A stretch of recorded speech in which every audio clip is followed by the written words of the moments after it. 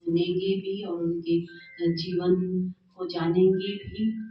तो ऐसे जीवन वाले जिनको उन्हीं ब्रह्मा की प्रेरणा ने बनाया शिव ने है, लेकिन एक फॉलो करने के लिए कोई ना कोई हमारे संग होना चाहिए। तो हम सब के बीच जो ब्रह्मा बाबा जिसको हम कहते हैं, उन्होंने अपना जीवन शास्त्र, तो जिसने सृष्टि रची उसको न जानना और उसके विषय में न जानना, ये तो बिल्कुल वो ही हो जाएगा कि जो जन्मदाता है उसको ही न जाना। यूं तो हम सभी शरीर के अंदर एक चैतन्य शक्ति आत्मा है, जो इस शरीर को चला रही है वो आत्मा है, और उन आत्माओं के पिता परमात्मा निराकार हैं। लेकिन जो शरीर को पालने के लिए जो शिव ने काम दिया जिनको, उनका नाम है ब्रह्मा।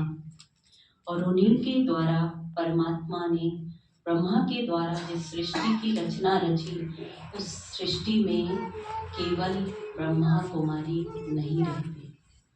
हम सबका परिचय जो यहाँ पर सफेद वस्त्र धारण करते हैं, तो वो सफेद वस्त्र वाले कहे जाते हैं, दुनिया के लोग कहते हैं ये ब्रह्मा कुमारी है, ये ओम शांति वाले हैं, ये ब्रह्मा कुमारी वाले हैं।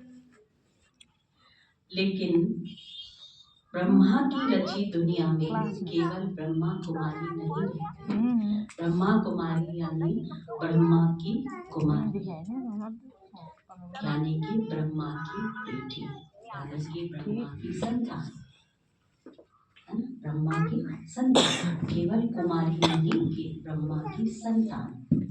तो बताओ ब्रह्मा की संतान कौन नहीं है? कौन नहीं है ब्रह्मा की संतान? अगर नहीं होते हम ब्रह्मा की संतान, तो हम नहीं कहते ना उसको ब्रह्मा देवताय नमः। हम मानते नहीं ना ब्रह्मा को। अगर तो ब्रह्म कहने का भाव है केवल ब्रह्मा कुमारी में सफेद कपड़े वालों की ही नहीं, हम सब की है।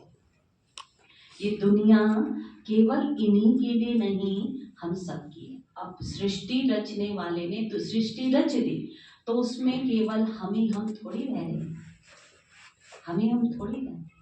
कौन भी रहता है? सारा संसार, सृष्टि में सब तो रह रहे हैं, केवल ब्रह्मा कुमारी वाले थोड़ी रहते हैं, सृष्टि में सब रहते हैं। तो इसका मतलब सब का कौन हो गया? केवल ब्रह्मा कुमारियों का नहीं, सबका ही क्या है? वो पिता हो, सबका पिता है। तो आज ऐसे ब्रह्मा पिता की अव्यक्त 57 जिनको देह छोड़े हुए इतना समय हो गया, उनके लिए ही आज पूरे विश्व भर में जहाँ भी ब्रह्मा कुमारी संस्था है, आज उनके नाम पर ये दिवस विश्व शांति के रूप में मनाया जाता है। आज के दिन विश्व में शांति की प्रार्थना, पूजा, प्रार्थना और ध्यान के द्वारा, के संकल्पों के द्वारा, वाइब्रेशन के द्वारा हर आत्मा के लिए शांति का दान देने के लिए आज ये दिन है कि जिसको दूर दूर तक भी जो नहीं भी जानता है और नहीं भी आता, अशांत तो आज हर कोई है। सभी कुछ ना कुछ कारण से, किसी ना किसी कारण से अशांत है। लेकिन क्या अशांत ही रह के जीवन बिता देना है या फिर शांति में भी लौटना है? क्योंकि हम सभी शांति चाहते हैं, हम सब शांति चाहते हैं, लेकिन कोई एक तो प्रयास करे ऐसा कि जिसकी जीवन ही पूरी क्या हो? शांतिमय हो। तो आज जिनके लिए हम यहाँ पर इकट्ठा हुए हैं और सुबह से जो है 8:30 बजे से लगातार जो है ध्यान के द्वारा ये पूरे विश्व के लिए किया जा रहा है। आज ऐसे ब्रह्मा पिता की हम जीवन कहानी सुनेंगे।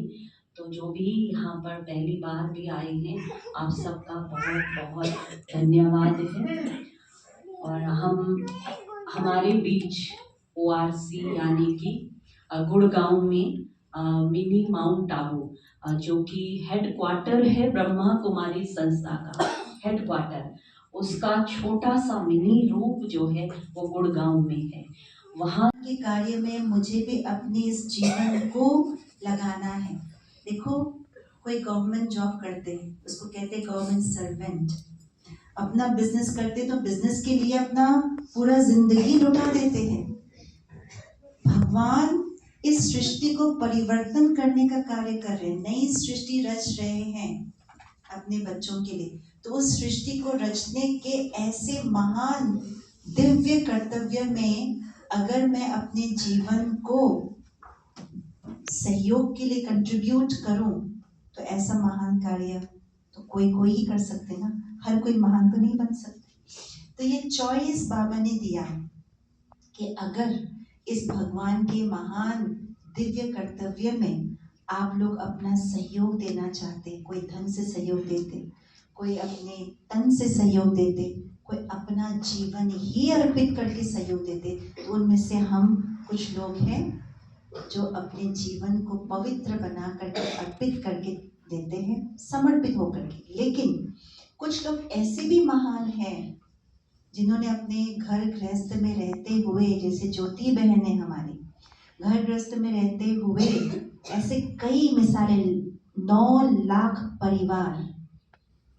लाख परिवार ऐसे हैं जो अपने घर गृहस्थ में रह करके पवित्र जीवन जी के, शुद्ध शाकाहारी जीवन जी करके, भोजन खा करके अपने आप को परमात्मा के इस कार्य में मददगार बना रहे हैं। आप बिलीव करेंगे?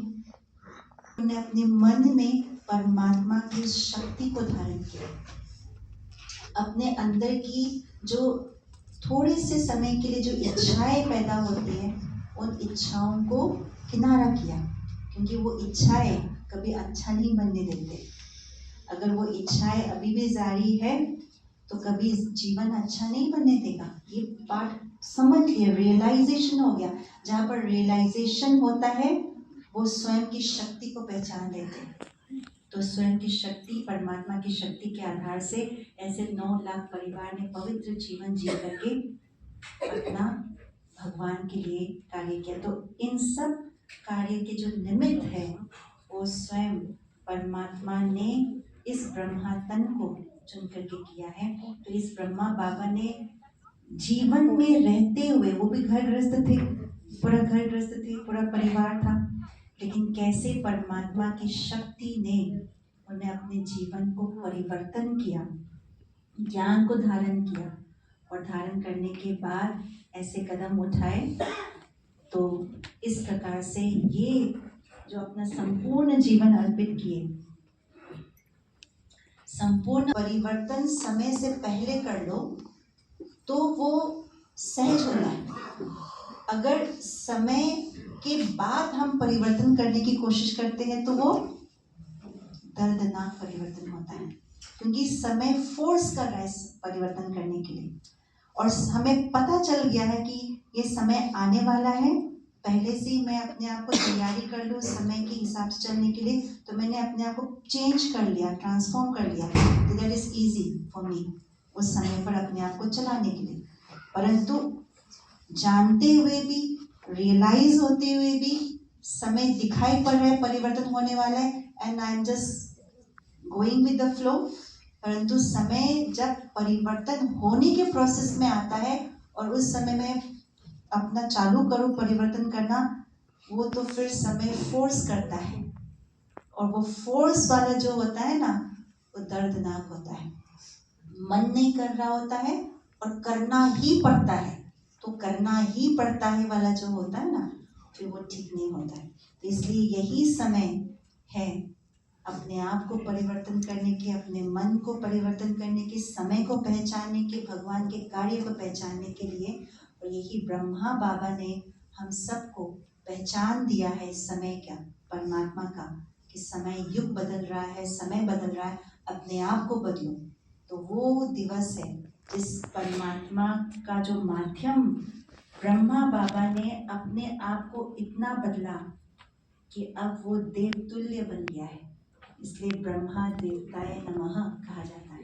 इतना इंसान की उस गुण को बदल करके, नैतिक मूल्य इंसान का मूल्य है, लेकिन दैवी गुण धारण किया उन्होंने अपने जीवन में, ऐसा कि जैसे इंसान से देवतुल्य भगवान नहीं बना है, कोई इंसान भगवान नहीं बन सकता, लेकिन देवता समान गुण धारण करके देवतुल्य जरूर बन सकते हैं, है ना।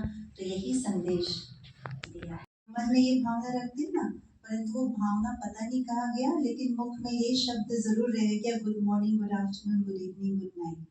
परंतु ये ब्रह्म कुमारीज जब हम एक दूसरे को देख कर के ओम शांति कहते हैं, तो एक प्रकार से ग्रीटिंग्स के रूप में कहते हैं, परंतु मन में ये शुभ भावना है कि मैं भी शांत स्वरूप आत्मा हूँ और आप भी शांत स्वरूप आत्मा हो। इस प्रकार से एक दूसरे को याद दिलाएं।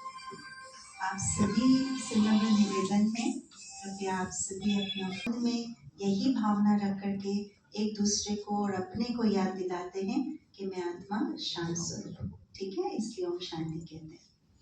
दूसरी बात, हमारी मीठी बहन ज्योति बहन ने बहुत अच्छे से आज का ये कार्यक्रम रखा और इसी शुभ भावना से रखा कि आज विश्व शांति दिवस है, और उसके पीछे का राज भी बताया कि प्रजापिता ब्रह्मा बाबा, जिसको भक्ति में ब्रह्मा देवताय नमः करके पूछते हैं, तो उसके स्मृति दिवस, ये हमारा 5000 से भी ज्यादा हमारे सेवा केंद्र है।